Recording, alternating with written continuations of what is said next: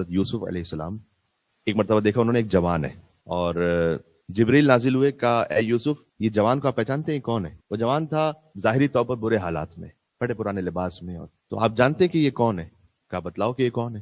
کہ آپ کو یاد ہے کہ جب آپ اپنی عفت کی حفاظت کے لیے دوڑے تھے اور زلیخا پیچھے آئی تھی تو ایک بچے نے گواہی دی تھی، سورہ یوسف میں جو واقعہ موجود ہے، کہ آپ کے سامنے آیتیں بھی پڑھتا ہوں، بڑی لطیف آیتیں ہیں۔ وَلَقَدْ هَمَّتْ بِهِ وَهَمَّ بِهَا لَوْلَا أَن رَأَىٰ بُرْهَانَ رَبِّهِ، کہ اس خاتون نے ارادہ کیا حضرت یوسف کا، وَهَمَّ بِهَا لَوْلَا أَن رَأَىٰ بُرْهَانَ رَبِّهِ، یہ بھی ارادہ کر لیتے اگر اللہ کی جانب سے برہان کو نہ دیکھتے۔ یعنی اس وقت ایسی سخت منزل ہوتی ہے کہ جب تک آپ اللہ سبحانہ و تعالی سے متصل نہ ہو اپنے آپ کو گناہ سے روک نہیں سکتے۔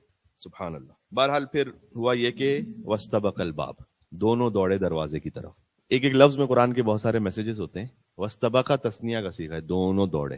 یہاں بعض مفسرین نے اس کو تفسیر میں لکھا ہے کہ دونوں دوڑے دروازے کی طرف، دونوں کا عمل بظاہر ایک ہے نا، لیکن دونوں کی نیتیں متضاد ہیں۔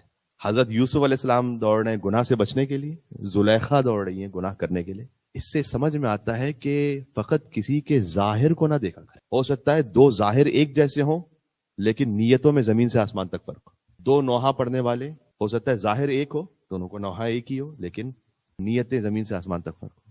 دو خطاب کرنے والے، ظاہر میں مجلس ایک طرح کی ہو، نیت میں زمین سے آسمان فرق ہو۔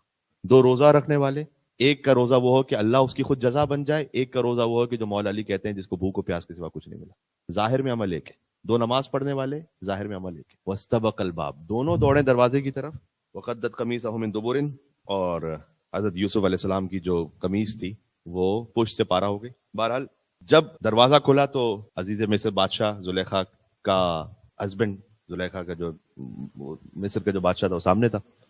زلیخا نے فوراً کہا کہ تم کیا کرو گے اس کے ساتھ کہ جو تمہاری ناموس پر بری نظر رکھے، اور حضرت یوسف علیہ السلام نے کہا کہ یہ کام میں نے انجام نہیں دیا۔ اور وَشَهِدَ شَاهِدٌ مِّنْ أَهْلِهَا، ایک بچہ بولا وہاں سے، ایک چھوٹا بچہ، وہ یہ بولا إِنْ كَانَ قَمِيصُهُ قُدَّ مِنْ قُبُلٍ فَصَدَقَتْ وَهُوَ مِنَ الْكَاذِبِينَ۔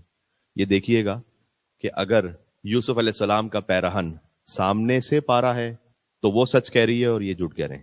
وَإِنْ كَانَ قَمِيصُهُ قُدَّ مِنْ دُبُرٍ، اور اگر پچھ سے پارا ہے فَكَذَبَتْ، وہ جھوٹ کہہ رہی ہے، وَهُوَ مِنَ الصَّادِقِينَ، اور یوسف سچ کہہ رہے ہیں۔ یہ گواہی ایک بچے نے دی اور حضرت یوسف علیہ السلام کی عفت عزت محفوظ رہی۔ جبریل کہتے ہیں اے یوسف یہ وہی بچہ ہے جو اب جوان ہو گیا، تو ذرا ان کو انعام و اکرام کرو۔ تو حضرت یوسف علیہ السلام نے اس کو پاس بلا کر، تو خود بادشاہ تھے تو یا اس اتھارٹی پر تھے، تو بے انتہا اکرام کیا اس کو۔ تو جب جو کچھ یوسف دے سکتے تھے وہ دے دیا اسے، تو جبریل ہنسنے لگے۔ ہے روایتوں میں کہ ملائکہ بھی بعض جگہوں پہ ہنستے ہیں۔ تو یوسف نے کہا کہ علیہ السلام نے کہ کیا میں نے کچھ کم دیا اس لیے آپ مجھ پہ ہنس رہے ہیں؟